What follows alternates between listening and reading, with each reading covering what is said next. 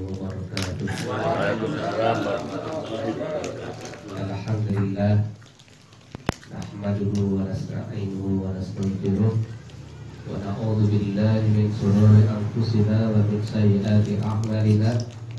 May yahdihillahu fala mudilla lahu wa may yudlil fala hadiya lahu. Asyhadu an la ilaha illallah wahdahu la syarika lah wa asyhadu anna Muhammadan abduhu wa rasuluhu la nabiyya ba'dah. Allahumma salli wa sallim wa barik ala nabiyyina Muhammadin wa alihi wa ashabihi wa man tabi'ahu bi ihsan ila yaumil amma ba'd. Bapak dan saudara-saudara yang dirahmati Allah Subhanahu wa taala, alhamdulillah pada malam hari ini kita bisa bermuajahah dalam keadaan sehat walafiat. Dan insya Allah kita akan senantiasa dijaga Allah Subhanahu wa ta'ala. Tujuan kita salah satu di antara pertemuan ini yaitu thalabul ilmi. Dan Rasulullah SAW telah menyatakan man salaka thariqan yaltamisu fihi ilman sahhalallahu thariqan ilal jannah. Siapa orangnya yang melalui jalan di mana dia mencari ilmu, Allah mudahkan dia masuk surga. Amin. Jalan menuju surga. Amin. Jadi, insya Allah la malja'a wa la manja illa illallah. Tidak ada tempat untuk mengungsi, tidak ada tempat untuk mencari keselamatan kecuali hanya pada Allah Subhanahu wa ta'ala. Allah itu akbar, Allah itu maha besar. Jadi yang lainnya itu kecil, kita itu kecil. Allah menciptakan makhluk yang tidak bisa kita lihat, yang namanya jin. Dan kita sebagai orang Islam itu diwajibkan untuk meyakini keberadaan jin, bahwa jin itu ada. Tapi Allah tidak memerintahkan kita untuk takut kepada jin. Jin itu ada. Tapi kita tidak diperintah Allah agar takut pada jin. Silahkan dikiaskan kepada yang lain. Ya, virus ada, tapi kita tidak diperintah oleh Allah untuk takut pada virus. Maksudnya COVID. Bapak, saudara-saudara yang dirahmati Allah Subhanahu wa taala. Ya, pada malam hari ini saya akan menyampaikan mudah-mudahan apa yang nanti saya sampaikan bermanfaat khususnya bagi diri saya sendiri. Ini saya membawa beberapa sketsa. Yang namanya sketsa ya hanya garis besar yang ingin saya sampaikan. Ini saya print menggunakan barang yang yang sebaliknya sudah terpakai, jadi memanfaatkan yang bisa dimanfaatkan. Ini ada 6, satu buat saya, 5 buat panjenengan. Mungkin ada yang mau monggo. Ini berapa? Ini 2 saja. Kemudian yang ini 3.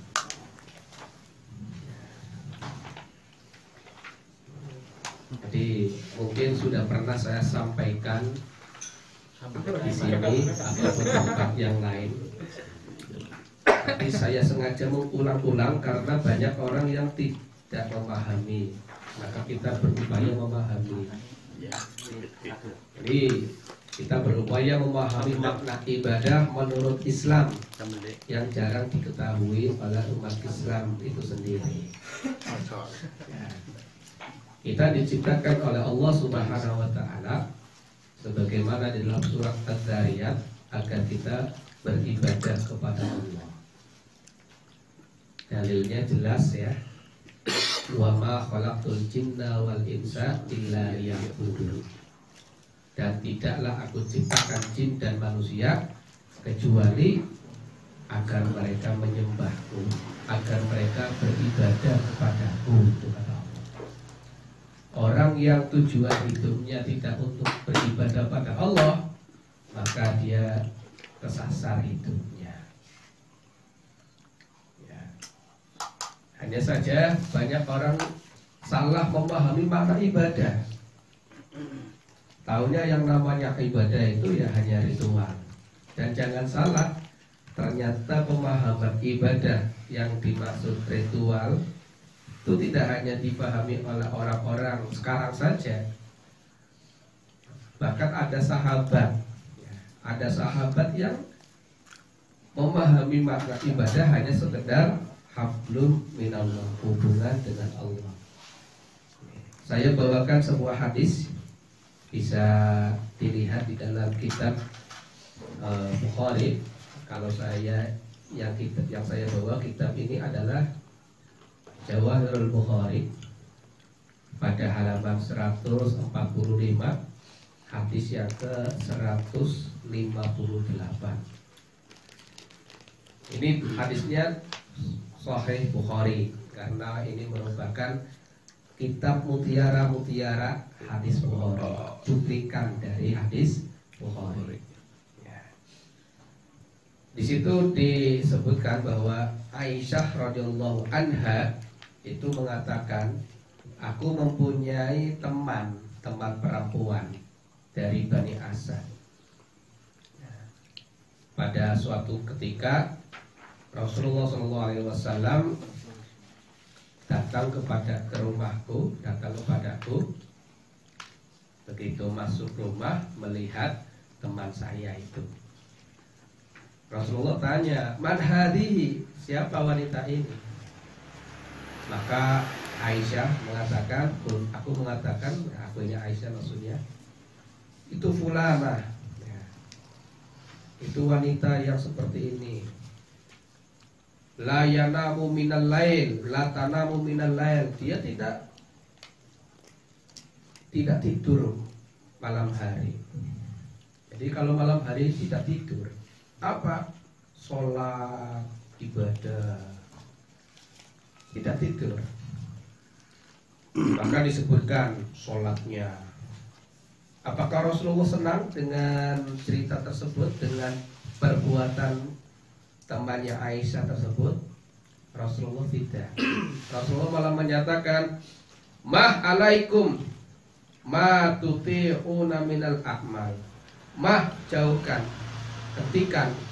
hentikan perbuatan seperti itu. Alaikum ma tuti'una minal a'mal. Kerjakan amal yang kamu sanggupi saja, jangan memaksakan diri. Ya. Fa innallaha la yamallu hatta tamallu. Sesungguhnya Allah itu tidak bosan, kamu yang bosan. Ini ya. Jadi Rasulullah SAW melihat wanita itu yang diceritakan oleh Aisyah bahwa kalau malam tidak pernah tidur, dia sholatnya terus itu semalam suntuk. Rasulullah tidak senang dengan jenis ibadah macam semacam itu, dengan amalan semacam itu, enggak senang. Malah disuruh apa? Hentikan dan kerjakan apa yang dimampu aja, jangan memaksakan diri, jangan berlebihan. Kemudian hadis lagi dari Abi Juhaifah radhiyallahu an. Dia mengatakan Rasulullah SAW itu mempersaudarakan antara orang Muhajirin dan orang Ansor. Ya. Orang Muhajirin itu orang yang hijrah, ya, pindah dari tempat asalnya ke Madinah Sedang orang Ansor itu adalah orang yang asli, penduduk asli Madinah. Ini dipersaudarakan. Ya, Ansor ya. Tolong jangan ditambah lainnya. Ansor. Senengnya mancing. Senengnya mancing-mancing ini. Ansor. Siapa Ansor? Ansor itu adalah penduduk asli Madinah yang menyambut, menerima kedatangan orang-orang Muslim dari manapun. Dari manapun itu namanya Ansor. Secara bahasa Ansor itu artinya penolong. Secara bahasa Ansor itu artinya penolong. Allah, please. Ya, jangan disimpangkan kepada yang lain ya. Nah, jangan dikonotasikan kepada yang lain. Tolong, please. Nah, termasuk diantaranya adalah Rasulullah SAW mempersaudarakan Salman Al-Farisi dengan Abu Darda. Tahu ya Salman Al-Farisi? Namanya aja sudah jelas. Salman dari Faris, dari Persia maksudnya. Dan Abu Darda ini asli orang Abu Janda. Mancing mah. Ya udah, monggo silakan. Tapi mohon maaf, ini bukan saya sok suci, tapi memang saya berusaha mensucikan diri. Ya Rasulullah SAW kan apa namanya ini kan orang yang sebentar istighfar gitu kan. Justru kalau kita itu menceritakan semacam terus seperti itu, akhirnya apa? Orang berlagak-lagak. Akhirnya apa? Kita yang rugi, usia kita, waktu kita hilang hanya untuk menghabiskan energi saja. Ya kan? Lebih baik kita gunakan energi yang kita miliki untuk apa? Sesuatu yang bermanfaat, baik untuk urusan dunia maupun untuk urusan agama. Dan bukankah Allah Subhanahu wa taala menyatakan, ya kan, bahwa maukah kamu ayyuhibbu ahadukum ayyakula lahma akhihi maitan. Maka itu seneng. Memang yang namanya daging yang paling enak itu daging saudara kita. Harus menjarna baik. Kan banyak orang ngomong, silakan orang lain bicara, silakan orang lain komentar. Kita udah nggak usah ngurusi. Kenapa? Kita itu banyak pekerjaan, gitu kan? Kita itu banyak pekerjaan rumah kita. Ya, biarkanlah yang lain saja. Biarlah kita itu cicing, ya, cicing, ya. Biarkanlah kita itu diam, kita fokus kepada pengabdian kita. Baik. Jadi kembali saya lanjutkan tentang hadis dari Abu Juhaifah. Jadi Salman Al-Farisi itu dipersaudarakan oleh Nabi dengan Abu Darda. Yang namanya saudara ya, suatu ketika Salman itu berziarah. Berziarah paham ya? Mengunjungi. Tolong yang namanya ziarah itu memang sudah konotasinya kuburan. Kita ganti ya. Ziarah itu artinya mengunjungi. Tilik. Silaturahmi. Maring sedulur. Jadi Salma itu berziarah ke Abu Darda. Begitu sampai ke depan rumah, lihat dalam rumah, ya tentu salam ya. Ini singkat saja, kisah singkatnya. Begitu lihat kondisi rumahnya berantakan ya, tidak tersusun rapi, tidak tertata, seperti tidak terurus. Ini Salman Al-Farisi itu melihat istrinya Abu Darda, yaitu Ummu Darda dalam keadaan kusut. Salman itu bertanya kepada istrinya Abu Darda, yaitu Ummu Darda.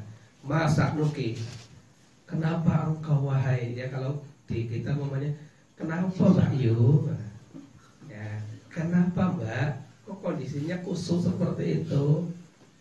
Nah, dijawab oleh Ummu Darda, ahuka Abu Darda laisa lahu hajah fid dunya. Tuh lihat saudaramu Abu Darda, dia sudah tidak butuh dunia. Maksudnya apa ya? Ya biasa loh, namanya wanita kan bahasanya bahasa perasaan peka. Ya, jadi nggak mau menjawab dengan jelas, langsung kode baik. Terus saudaramu Abu Darda, dia sudah tidak butuh dunia. Maksudnya apa? Maka Abu Darda datang, Salman itu datang ke Abu Darda.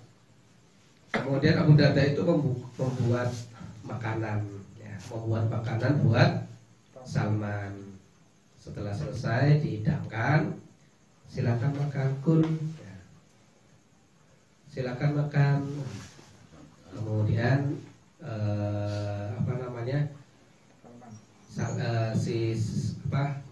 Abu Darda memberitahu sendiri, fa inni shaim, silakan makan, aku sedang puasa. Ya. Apa jawaban Salman? Salman jawabnya gini, ma ana fi akhirin hatta takul. Ya. Aku tidak akan makan sampai kamu makan. Maka apa? Abu Darda pun makan. Singkat cerita, sampai malam nginep, ternyata Salman Al-Farisi itu nginep di rumahnya Abu Darda. Nah, si Abu Darda ini mau sholat berdiri, oleh Salman dibilangin tidur, ya. Maka tidur, merebahkan diri si Abu Darda ini. Beberapa menit kemudian berdiri lagi, ya. Dikasih tahu lagi, tidur. Oleh siapa? Oleh Salman. Jadi kalau Abu Darda bangkit mau sholat, dicegah oleh Salman. Tidur, merebahkan diri sebentar, bangun lagi mau sholat, dicegah lagi, tidur. Nah, hanya apa? Tidur pulas sampai pada sepertiga malam terakhir, akhir malam, ya, sepertiga malam terakhir. Nah, Salman gantian yang bangun duluan dan membangunkan. Ternyata rupanya mungkin Abu Darda itu karena kesel, tidurnya tidur jengkel, sehingga tidurnya terlelap. Dibangunkan oleh Salman, bangun, yuk kita sholat, ya. Kita sholat sekarang. Maka keduanya pun sholat. Setelah sholat, Salman bilang kepada Abu Darda, inna li rabbika alaika haq, wa li nafsika alaika haq, wa li ahlika alaika haq, fa'ati kulladhi haqqin haqqahu. Ketahuilah bahwa Rabbmu punya hak atas kamu, dirimu pun punya hak atas kamu, keluargamu punya hak atas kamu. Maka berilah tiap-tiap orang yang punya haknya. Nah, ini ucapan Salman. Fa'ata an-Nabi sallallahu alaihi wasallam fadzakara lahu dzalik. Maka Abu Darda itu wadul, ya, melapor bila kepada Rasulullah SAW, menceritakan, ya Rasulullah, saya begini oleh Salman. Saya tadinya mau puasa, akhirnya makan jadi puasa. Saya mau bangun tidur, saya mau sholat malam, dicegah, disuruh tidur, dan seterusnya. Nah, apa kata Rasulullah SAW? Rasulullah menyatakan, sodako Salman, Salman itu benar kalau seperti itu ya. Jadi inilah ternyata pemahaman orang tentang makna ibadah memang konotasinya atau kesannya ya hubungan dengan Allah, haqqun minallah ya. Padahal sebenarnya kalau kita melihat dari ayat-ayat Al-Quran ya, kita pun akan tahu yang namanya ibadah cakupannya cukup luas. Oleh karena itu, ini makna ibadah menurut Syekh Muhammad bin Abdul Wahhab menyatakan seperti ini. Al-ibadah ismun jami'un likulli ma yuhibbuhullah wa yarda. Yang namanya ibadah itu adalah nama yang mencakup apa saja yang Allah cintai dan Allah ridhoi. Jadi apa saja yang Allah cintai dan Allah ridhoi itu ibadah. Mungkin akan saya artikan ibadah itu mengabdi, ya, mengabdi kepada Allah. Jadi melakukan apapun yang Allah cintai dan Allah ridhoi, baik berupa ucapan maupun perbuatan, baik yang batin maupun yang lahir. Nah itu. Ini pemahaman makna ibadah yang menyeluruh, mencakup semuanya. Nah, kita tahu bahwa Allah itu cinta, Allah itu ridho. Ketika kita mengatakan sesuatu atau kita melakukan sesuatu, itu dasarnya apa? Bahwa Allah itu ridho. Disinilah Al-Quran atau Sunnah Rasul Sallallahu Alaihi Wasallam, Al-Hadis memberitahu ini yang Allah ridhoi, ini yang Allah cintai. Salah satunya diantaranya ini ya, di antara bukti bahwa Allah cinta atau Allah ridho adalah apa? Allah memerintahkan kepada kita. Jadi apa yang Allah perintahkan itu tandanya ketika kita melakukan Allah cinta dan Allah ridho. Itu. Jadi untuk mengetahui itu dicintai oleh Allah, lihat Al-Quran atau lihat hadis. Diperintah apa tidak oleh Allah? Diperintah atau tidak oleh Rasulullah SAW? Kalau diperintah oleh Allah atau diperintah oleh Rasulullah, berarti Allah itu ridho kalau kita melakukannya. Dan ketika kita melakukan perintah Allah atau perintah Rasul, berarti itu merupakan satu pengabdian pada Allah Subhanahu wa Ta'ala. Dan banyak ya yang kita temukan dalam Al-Quran beberapa perintah-perintah Allah. Salah satunya di dalam Al-Quran surat Al-Baqarah ayat 83. Ini pernah saya sampaikan tentang Allah mengambil perjanjian kepada Bani Israel. Dan saya sudah menyampaikan tentang bedanya Bani Israel di satu sisi dan Yahudi dan Nasrani di sisi yang lain. Jadi Bani Israel itu bukan Yahudi, Bani Israel itu bukan Nasrani. Jadi jangan disamakan antara Yahudi, Nasrani di satu sisi dan Bani Israel. Kalau Bani Israel itu apa? Anak turun Nabi Yakub alaihissalam. Ya, jadi Bani Israel itu anak turun Nabi Yakub. Dan mereka itu diperintah oleh Allah sama seperti Allah perintah kepada kita. Ya, sama seperti Allah perintah pada kita. Karena di antara Bani Israel itu juga banyak nabi. Nabi Yusuf itu Bani Israel, anaknya Israel malah, ya kan? Kan Yusuf bin Yakub. Keturunan Nabi Yakub, ya. Setelah Nabi Yusuf dan seluruhnya, ada yang namanya Musa, ada yang namanya Harun. Baik Nabi Musa maupun Nabi Harun adalah Bani Israel.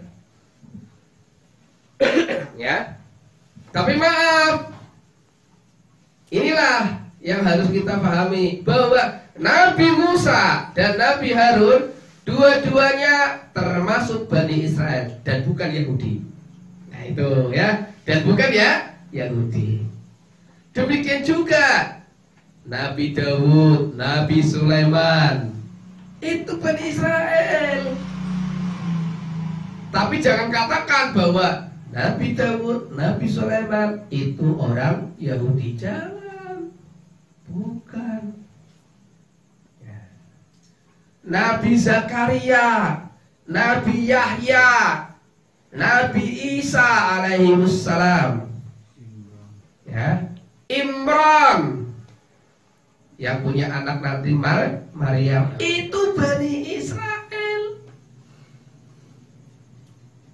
Itu Bani Israel. Apakah mereka Yahudi? Bukan, bukan Yahudi. Oh, Nabi Isa Nasrani. Siapa? Kata siapa? Bukan. Nabi Isa itu Bani Israel, bukan Yahudi, bukan Nasrani. Selesai. Betul? Jadi beda ya. Jangan samakan. Oh, Yahudi berarti Bani Israel, atau Bani Israel berarti Yahudi Nasrani. Bukan juga.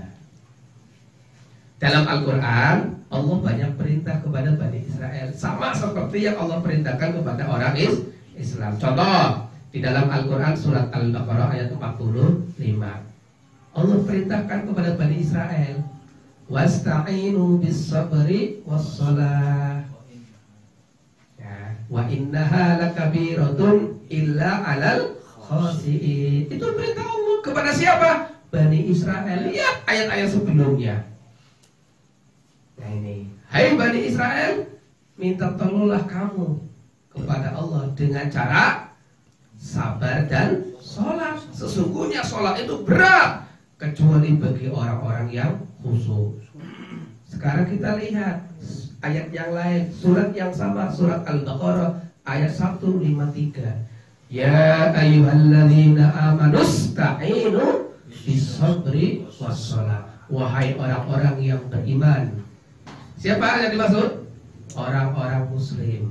Betul? Ista'inu bis-sabri was-shalah. Minta tolonglah kamu kepada Allah dengan cara sabar dan sholat. Innallaha ma'as-sabirin. Sesungguhnya Allah bersama orang-orang yang sabar. Sama tidak perintahnya? Sama enggak perintahnya Allah kepada orang-orang yang beriman, yakni kita kaum muslimin, dengan perintahnya Allah kepada Bani Israel? Sama tidak? Sama. Nah, cuma mungkin ada yang sedikit perbedaan antara perintah Allah kepada Bani Israel dengan kita kaum muslimin. Apa? Salah satunya ya pasti syariatnya beda kan. Syariat Bani Israel kan Taurat, ya, Injil sebagai pelengkapnya. Kalau syariatnya kita kaum muslimin, ya, selain Bani Israel itu kan Al-Quran. Nah, salah satu pembedanya adalah apa? Salah satu perintah Allah yang beda antara kepada Bani Israel dengan kita umat Islam sekarang, ya, umat Nabi Muhammad adalah apa?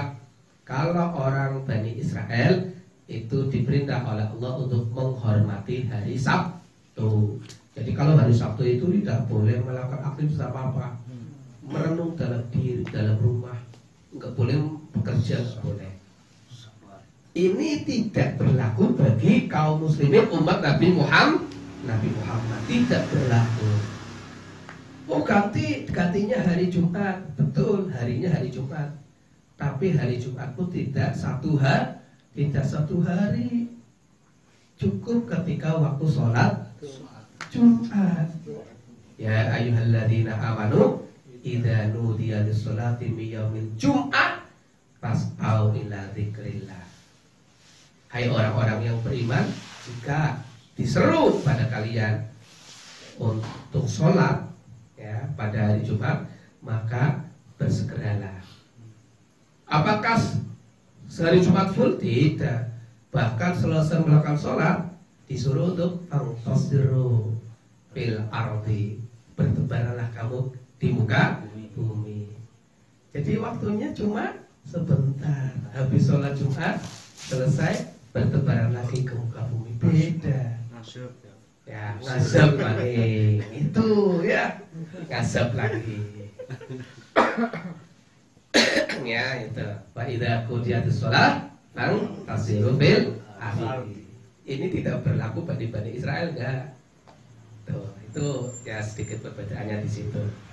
Tapi hampir semua keseluruhan garis besarnya sama yang Allah perintahkan. Contohnya di dalam surat Al-Baqarah ayat 83 ini. Persis sama, hampir sama ya, persis sama.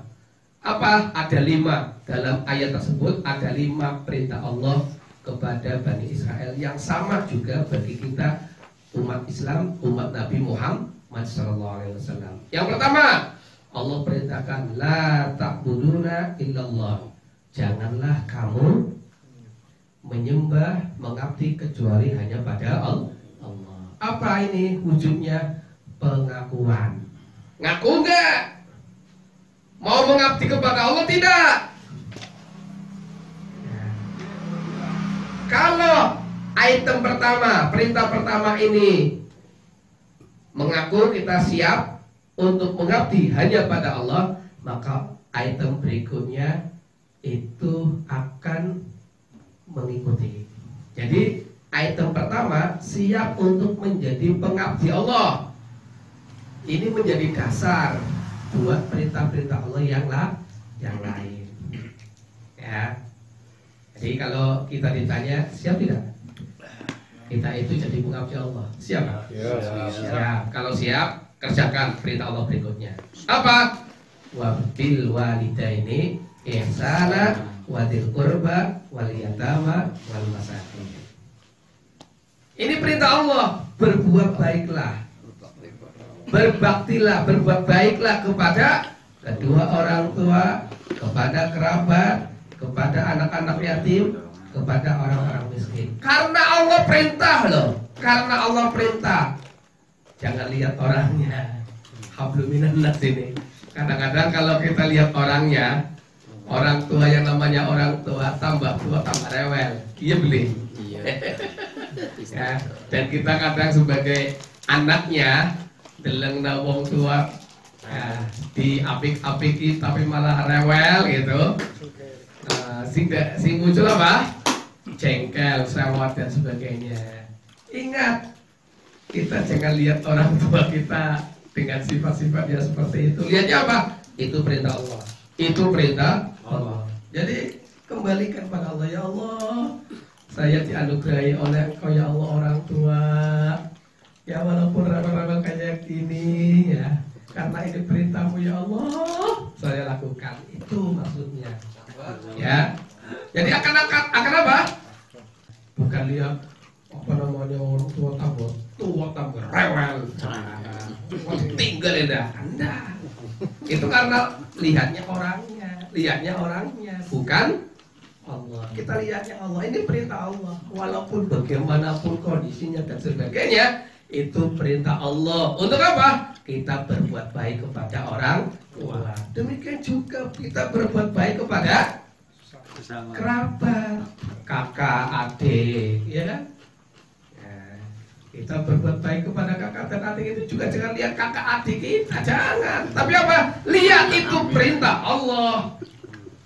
Ya, kadang ada saudara kita, ya, saudaranya panjenengan datang kepada panjenengan ketika butuh, tapi giliran panjenengan butuh pertolongan, saudara mereka melarikan diri. Kayak gua orang kentena, iya enggak? Butuh tok. Butuh tok teka, giliran aku butuh pertolongan. Jangan lihat saudara dengan karakteristik yang semacam itu. Jangan lihat ya apa? Ini perintah Allah. Walaupun saudara saya seperti itu, ya tetap harus saya berbuat baik kepada saudara. Ya. Apalagi anak yatim. Ini bulan Muharram ya. Katanya bulan Muharram bulan apa? Anak yatim dilus-lus, terus dikasih dong ini tak aja setahun sepisan. Ya, gantina ya, orang sama seperti kita biasanya yang pamannya terima gajian pira? Sebulan sepisan. Ya bisa, ya kan? Orang sementara setahun, makanya mau anak yatim ke urip setahun semisal. Ngobrol ke mati. Orang butuh ngesando ya. Kita diperintah oleh Allah. Kadang-kadang kan kita lihat anak yatim bedut, iya enggak? Kayak bocah, ya wis yatim bedut maning. Dungane pangkelas dadi orang melah. Jangan berkata seperti itu. Ya kan? Lihat itu perintah Allah untuk berbuat baik kepada anak yatim. Udah jelas anak yatim yang pasti bedut. Bagaimana tidak bedut? Anak kita yang kita perhatikan aja bedut, apalagi anak yatim yang tidak ada orang tuanya kurang perhatian. Mereka bedut karena kurang perhatian. Iya. Siapa lagi yang memperhatikan kalau bukan kita? Ini karena perintah Allah. Gimana? Nah, demikian juga orang miskin. Jadi Pak, kalau kita itu melakukan perintah Allah, berarti kita beribadah kepada Allah. Ingat dasarnya apa? Jadi pengabdi Allah. Siap? Siap. Nah itu. Allah perintah ini.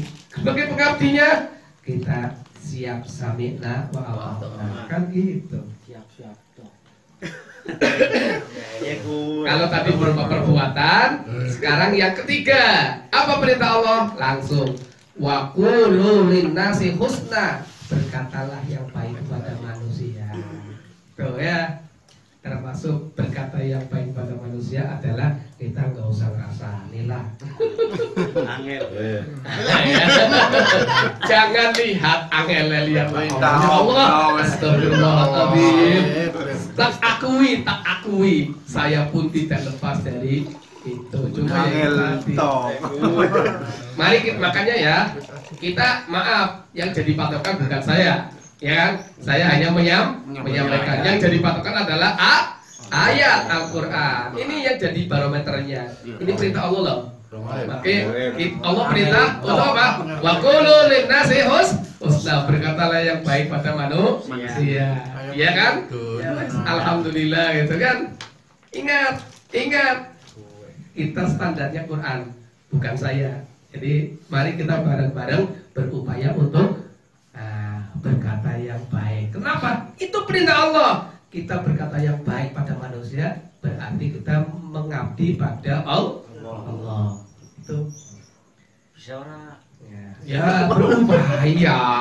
Gimana? Berupaya. Kalau kita berupaya, ya Mas Saifuddin, Mas Arif, kalau kita berupaya, insya Allah Allah akan bantu kok. Gimana? Kalau kita berupaya, Allah pasti bantu, pasti itu. Ya. Kalau kita berupaya, Allah saya berupaya untuk tidak ngomongin wong, saya berupaya untuk berkata yang baik pada manusia, ya Allah karena perintahmu ya Allah, tolonglah. Eben apa? Eben lidahnya ora kepleset. Gimana? Orang kepleset. Wis jalan paling Allah. Sehari. Ya. Jadi biasakan berkata-kata yang baik, biasakan. Yang keempat, baru yang keempat. Kalau yang kedua berbuat baik, objeknya adalah manusia, alias hablum minan nas. Yang ketiga berkata yang baik, objeknya juga manusia, hablum minan nas. Baru yang keempat Allah nyatakan apa? Wa aqimus shalah. Allah perintahkan mengerjakan sholat. Hablum minallah. Nah ini hablum minallah. Banyak manfaat daripada sholat, melakukan sholat apa? Salah satunya adalah hati menjadi tenang. Aqimis sholata lidzikri. Kerjakan sholat untuk ingatku, kata Allah. Itu perintah Allah kepada Nabi Musa dalam surat Toha, surat yang ke-20, ayatnya 14. Kalau udah ingat Allah, apa hasilnya? Ala bidzikrillahi tatma'innul qulub. Ingatlah dengan zikir pada Allah, dengan sholat, maka hati menjadi tenang. Kalau hati menjadi tenang, maka insya Allah Allah akan menjaga lisan kita, Allah akan menjaga kaki tangan kita. Jadi perbuatan kita akan diarahkan oleh Allah. kepada yang baik. Baik. Lisan kita akan diarahkan oleh Allah, dijaga oleh Allah dari terpleset lidah, ucapan-ucapan yang jelek, dan akan dibimbing oleh Allah untuk berkata yang baik. Ada hubungannya kan? Ada. Jadi perintah Allah satu dengan yang lain saling berhubungan, berkaitan. Dalam surat Al-Baqarah ayat 83 tentang apa? Oh ini ala bidzikrillah tatma'innul qulub. Enggak tadi yang Aqimis shalah. iya yang tadi perintah Allah. Oh ini. Ini. Beliau. Oh iya ini. Aqimus shalah. Jadi perintah Allah kan satu, la ta'budu illa Allah. Dua, wa bil walidaini ihsanan wa dzil qurba wal yatama wal masakin. Itu aslinya wa ahsinu bil walidaini ihsanan gitu. Berbuat baiklah kamu kepada kedua orang tua dengan benar-benar berbuat baik. Demikian juga kepada keluarga, anak yatim dan orang-orang miskin. Perintah yang ketiga, wa qulu linnasi husna, berkatalah yang baik kepada manusia. Kemudian perintah yang keempat, wa aqimus shalah, kerjakan sholat. Nah, dan yang kelima, ini perintah Allah dalam surat Al-Baqarah ayat 83. Ini apa? Wa atus zakah. Ya, bayarlah zakat, tunaikan zakat. Sama seperti kebanyakan orang, ya, orang Bani Israel pun sama, kebanyakan juga berpaling. Kebanyakan juga berpaling dari perintah-perintah Allah ini, kecuali sedikit. Ya, nabi-nabi Bani Israel juga sedikit dibandingkan Bani Israel yang banyak itu. Nah, Bapak dan saudara-saudara yang dirahmati Allah Subhanahu wa taala, yang tidak kalah penting adalah kita bekerja itu merupakan perintah Allah. Jadi jangan dikira bahwa bekerja itu hanya sekedar kewajiban supaya dapat uang, ya kan? Dari pemulai. Nah, jadi bekerja itu juga perintah Allah. Di dalam surat At-Taubah, surat yang ke-105. Ya, Allah perintah. Wa qul, dan katakanlah ya Muhammad, i'malu, bekerjalah. Jadi bekerja itu perintah Allah. Fasayarallahu amalakum, maka Allah akan melihat pekerjaanmu. Jadi yang dilihat adalah pekerjaan, bukan hasil. Hasil itu urusan Allah. Ya. Itu. Jadi hasil itu urusan Allah. Allah melihatnya proses. Hanya biasanya memang Allah tidak zalim ya. Kalau prosesnya bagus, hasilnya pun bagus. Gitu. Jadi kita bekerja sebaik mungkin ya, sesuai dengan profesi kita sebaik mungkin. Nanti Allah akan lihat hasil. Allah akan lihat prosesnya dan hasilnya ketentuan Allah. Nih. Demikian juga di dalam surat Az-Zumar, surat yang ke-39 ayatnya 39.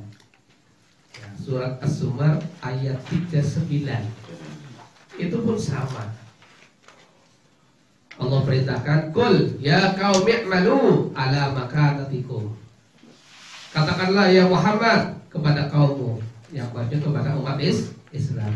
Ya qaumi, wahai kaumku, i'malu, bekerjalah ala makanatikum, sesuai dengan kondisimu, sesuai dengan profesimu. Ya. Inni amil, kami, aku itu juga bekerja. Fasaufa ta'lamun, maka kamu akan melihat juga hasilnya. Jadi inilah ternyata yang namanya bekerja juga perintah Allah. Mengerjakan perintah Allah berarti ibadah. Orang pati-pati Allah perintah, kecuali ketika kita lakukan berarti Allah ridho. Allah itu cinta. Berarti kita bekerja itu mengabdi kepada Allah. Jadi kerja itu ibadah. Ya, jangan dipisahkan. Kerja ya kerja, ibadah. Salah. Kerja adalah ibadah. Kenapa? Kerja itu perintah Allah. Melakukan perintah Allah berarti ibadah. Nah, Kemudian kita bisa lihat di dalam hadis yang ke-26 Arba'in Nawawi. Ini Rasulullah SAW ini pernah saya sampaikan di rumahnya Pak. Oke, saya ulang lagi. Rasulullah SAW bersabda, kullu sulama minan nas sedekah. Setiap ruas-ruas manusia itu harus dikeluarkan sedekahnya. Kulayau, setiap hari, tatlu'u fihi asams, selagi matahari masih terbit. Ya, jadi tiap hari harus dikeluarkan sedekahnya. Apa yang dimaksud sedekah di sini? Itu tadi yang namanya sedekah itu pemahaman kita kebanyakan hanya memberi. Benar, memberi itu juga sedekah. Tapi perlu diketahui bahwa sedekah itu bisa berupa materi, bisa berupa non materi. Dan Rasulullah SAW memberitahukan sedekah yang non materi. Iya. Satu, takdilu bainasnain. Kamu berbuat adil terhadap dua orang yang sedang bersengketa. Itu sedekah. Bisa eng-engan lah ya. Lagi eng-engan ya, didamaikan. Dikatok now ya. Bele. Ini juga bisa untuk orang yang profesinya sebagai hakim. Bahkan kan kalau dia seorang hakim, dia itu niat bekerjanya satu karena perintah Allah, mengenai perintah Allah. Yang kedua sebagai sedekah, dia akan dapat hasil berlipat-lipat. Siji, oleh bayaran gaji, ya kan? Pasti, karena pegawai sih ya. Yang kedua, gajiannya berkah. Kenapa? Karena mengabdi pada Allah. Yang ketiga, dia berpahala dengan sedekah, mendamaikan dua orang yang sedang bersengketa. Enak orang. Itu kalau kita bekerjanya sebagai bentuk pengabdian pada Allah. Tapi kalau kita bekerjanya hanya sekedar ujung-ujungnya duit, ya udah duit toh. Itu aja, kan?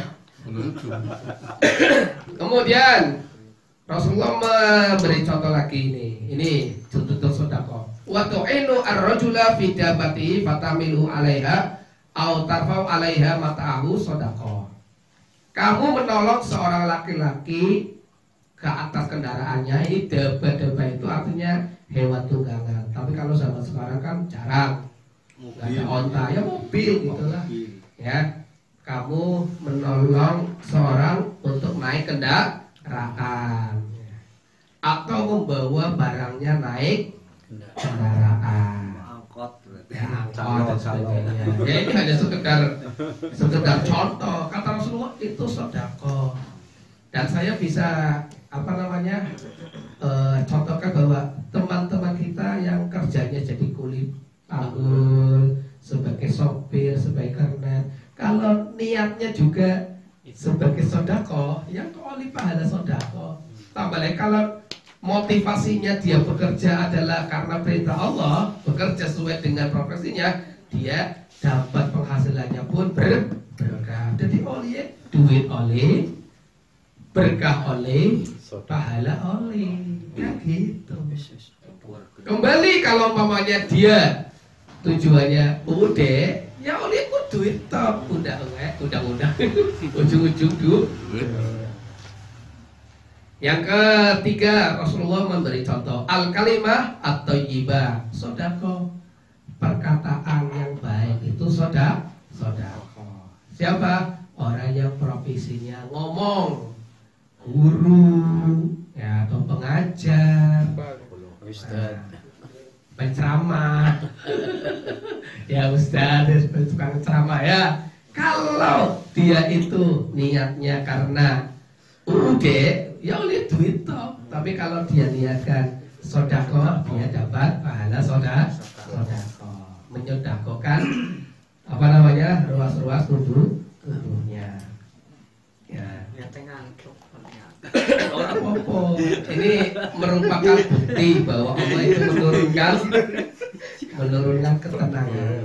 Ya. Anzala alaihimus sakinah. Kan gitu ya. Allah akan menurunkan sakinah. Intinya adalah dengan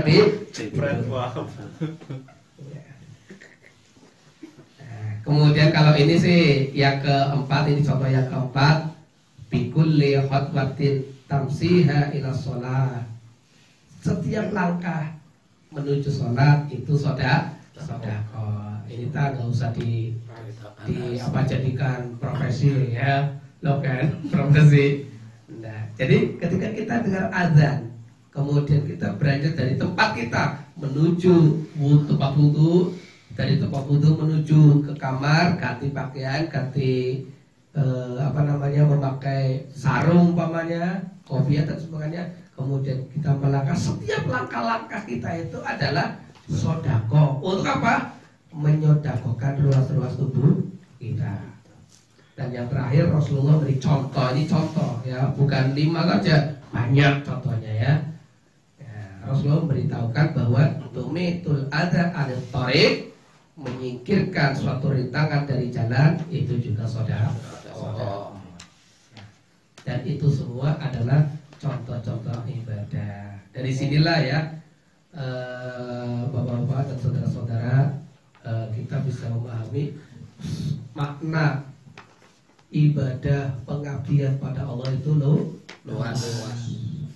Maka ada ulama membagi, ada ibadah mahdhah, ada ibadah ghairu mahdhah, ada hablum minallah, ada hablum minannas. Kalau dilihat dari ayat 83 surat Al-Baqarah tadi, porsinya besar, banyak mana? Hablum minallah sama hablum minannas besar mana? Banyak mana? Porsinya besar hablum minannas. Nah itu saja, mudah-mudahan kita itu tidak salah memilih, salah memilah ibadah. Semua aktivitas kita upayakan sebagai bentuk pengabdian kita kepada Allah Subhanahu wa Ta'ala. Itulah makna dari wa ma khalaqtul jinna wal insa illa liya'budun.